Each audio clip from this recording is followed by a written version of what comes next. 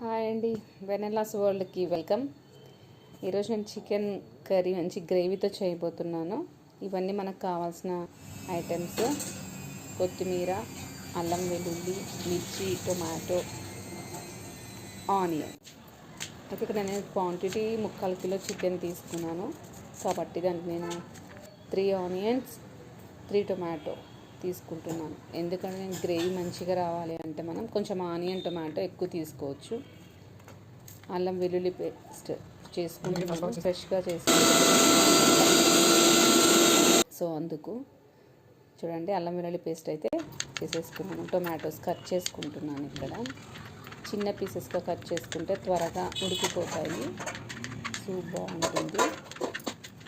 కొంచెం మనం tomatoes, onions ఎక్కువ ఉపయోగించుకున్నాం. ఇప్పుడు మనం కారం కొంచెం ఎక్కువగా వాడుకోవాలి.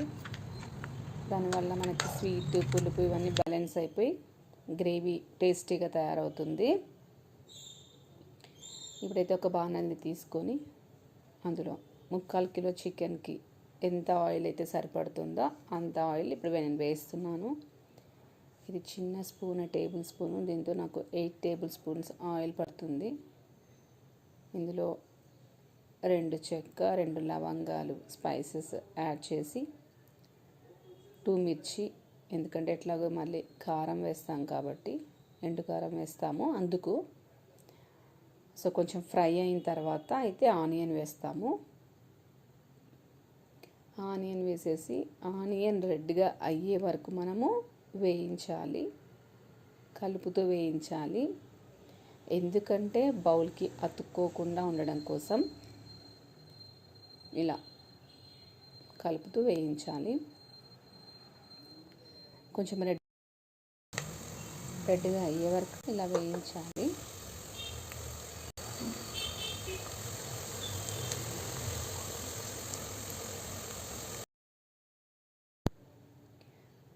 ఇప్పుడు కొంచెం వేగిపోయిన తర్వాత 3 స్పూన్స్ అల్లం వెల్లుల్లి పేస్ట్ వేయాలి. 3 టేబుల్ స్పూన్స్.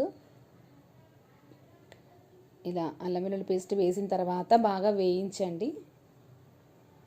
అలా గరిటెతో కలుపుతూనే బౌల్కి అంటుకోకుండా అలా వేయించాలన్నమాట, ఆయిల్ పైకి వచ్చే వరకు. ఆయిల్ పైకి వస్తుంది అంటే మీకు ఆనియన్, అల్లం వెల్లుల్లి పేస్ట్ ఫ్రై అయిపోయిందని. చెప్పాను కదా, 750 గ్రామ్స్ కదా చికెన్ తీసుకుంది.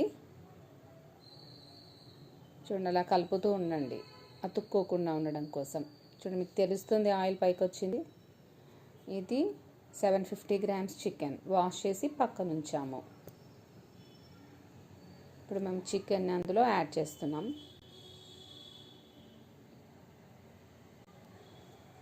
సిమ్లో పెట్టండి ఈ టైంలో, అడుగంటకుండా.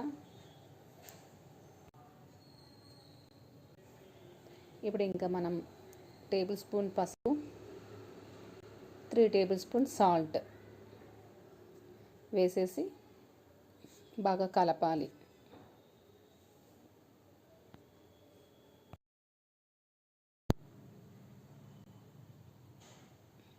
ఇలా అల్లం వెల్లుల్లి పేస్ట్, ఆనియన్ మొత్తం అన్నిటికీ ముక్కలకు పట్టే విధంగా కలపాలి.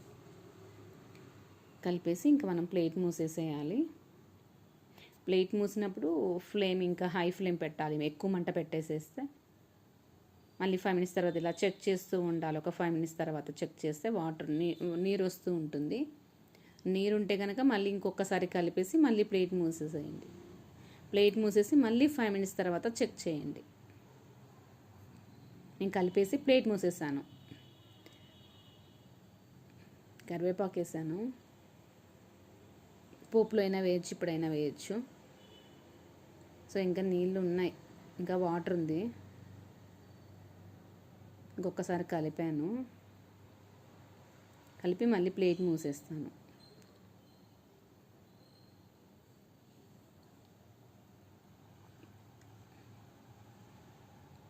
అలా వాటర్ వస్తుంది, ఇంకా వాటర్ ఉంది.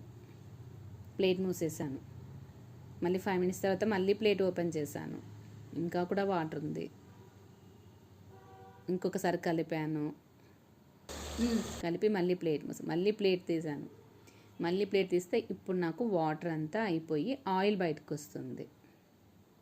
ఇంకా ఈ స్టేజ్లో నేను సిమ్లో మంట పెట్టేసి కారం వేసాను, 6 టేబుల్ స్పూన్స్ మిర్చి పౌడర్.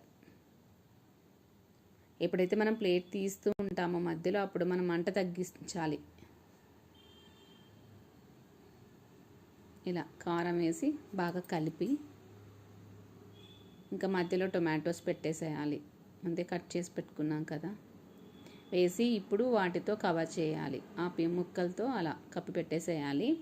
కప్పి పెట్టేసి ప్లేట్ మూసేసి ఒక 5 మినిట్స్ ఉండాలి. 5 మినిట్స్ ఉండి తర్వాత ప్లేట్ తీస్తే టొమాటో ఇలా ఉడికింది, స్మాష్ అయింది. అది మెత్తగా అయిపోయింది కదా టొమాటో. ఇంకా ఇప్పుడు మనము వాటర్ యాడ్ చేసుకోవాలి. ముందే మీరు వాటర్ పట్టించుకోండి, ఒక బౌల్లో పట్టించుకోండి. ఇలా కలపండి, అడుగంటకుండా. మంట మాత్రం సిమ్లోనే, తక్కువ మంట ఉంచండి. ఇప్పుడు ఇంకా వాటర్ యాడ్ చేయండి, ముక్క మునిగే వరకు వాటర్ యాడ్ చేయండి. అలా యాడ్ చేసి ఇంకా ప్లేట్ మూసేయాలి. ప్లేట్ మూసేసి మేము హై ఫ్లేమ్ పెట్టేసి ఇంకా ఒక 10 మినిట్స్ వదిలేసాము. 10 మినిట్స్ తర్వాత వచ్చి ప్లేట్ తీసి చూస్తే అలా బాయిల్ అవుతూ ఉంది.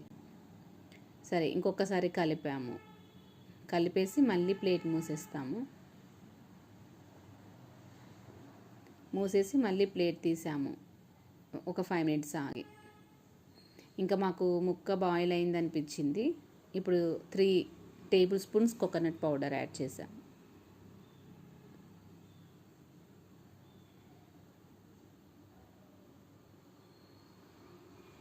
కలిపేసి ఇంకా ఫైనల్గా 3 table spoons dhaniya powder.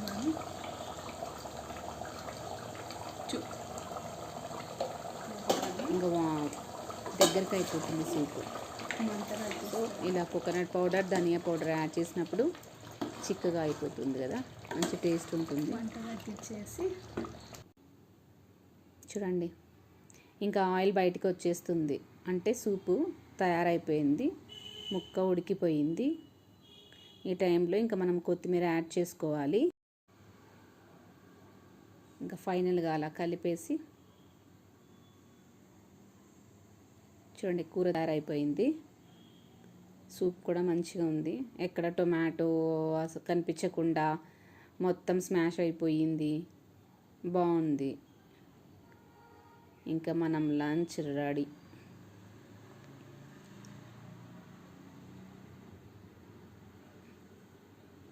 Tasty tasty chicken curry and pulao. Thank you friends.